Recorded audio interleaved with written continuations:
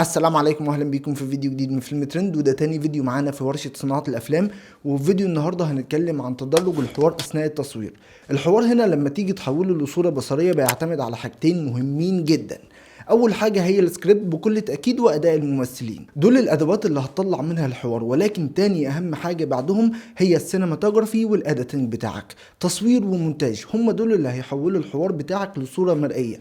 طيب علشان اقدر اطلع حوار قوي هنا لازم اتتبع 5 خطوات مبدئيا كده. اول حاجه اكون مترقب لثبات الممثلين بشكل تدريجي، تاني حاجه اكون مترقب لحركه الممثلين، تالت حاجه استخدم كادرات عميقه تكون مناسبه للحوار، ورابع حاجه اكون مترقب لحركه الكاميرا، وخامس حاجه اكون مترقب لحركه الممثلين وحركه الكاميرا مع بعضهم بحيث ان يكون في توافق ما بينهم. وهنتعلم ازاي نقدر نطبق ده. خليني بس دلوقتي اعرفك على حاجه مهمه جدا اثناء التصوير وهي الماستر شوت. الماستر شوت ده يا سيدي هو مشهد متصور بزاويه واسعه بشكل كافي بحيث انها تكون مسيطره على المشهد كله.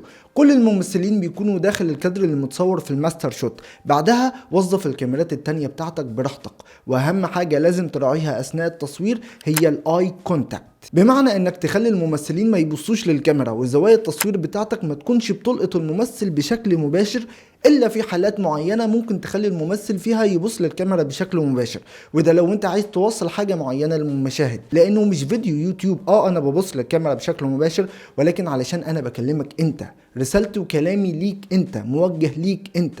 وعلشان نظبط الموضوع ده هنخش في انماط التصوير او فيما يعرف بالليتر باترنز. انت لما تيجي تصور اي حوار بيدور بين مجموعه من الاشخاص، فالموضوع هنا هيعتمد على حاجتين اتنين: انماط التصوير واوضاع الممثلين.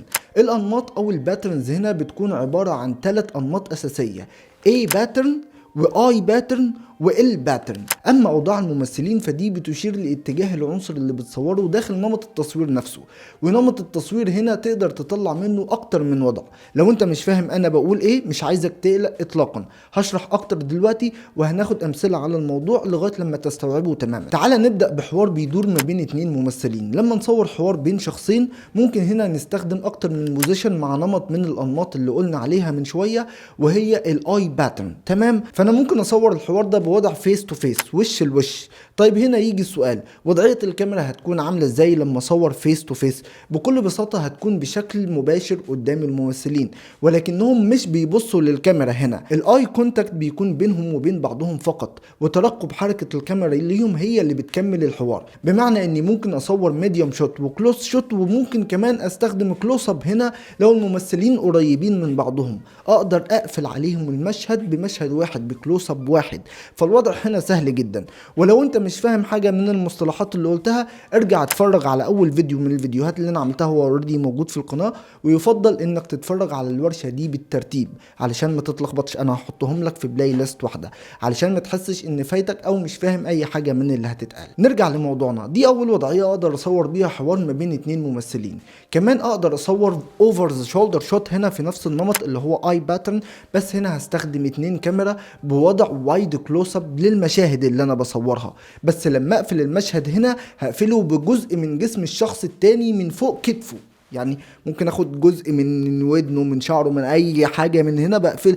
لما اعمل كلوز اب بقفل بجزء من جسمه علشان اوصل احساس للتواصل ما بين الشخصيتين، نفس فكره الكلوز اب لان الكلوز اب اصلا بيتاخد كده. وكمان اقدر اصور شوتات اوفر ذا شولدر وميديوم واكستريم كلوز اب، بس هنا هحتاج اصور بعد سات 120 ملم او 200 ملم، هنا بسميها لونج لينس اوفر ذا شولدر. في مشهد عبقري جدا اتفرجت عليه من فيلم ذا جاد فازر بيسجل حوار ما بين شخصيتين.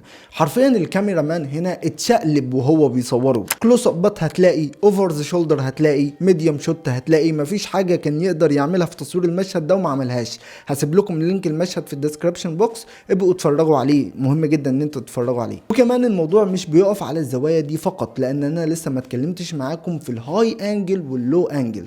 فسريعا كده الهاي انجل دي بستخدمها لما اكون محتاج اوضح قد ايه الشخصيه اللي قدامي ضعيفه، واللو انجل العكس تماما، بستخدمها علشان اوضح قوة الشخصية، بتكون زاوية سفلية كده بتوضح بيها قوة الشخصية اللي انت بتصورها. فهنا واحنا بنتكلم عن تصوير حوار ما بين شخصيتين انا هقدر استخدم حاجة جديدة اسمها اوفر ذا هيب شوت.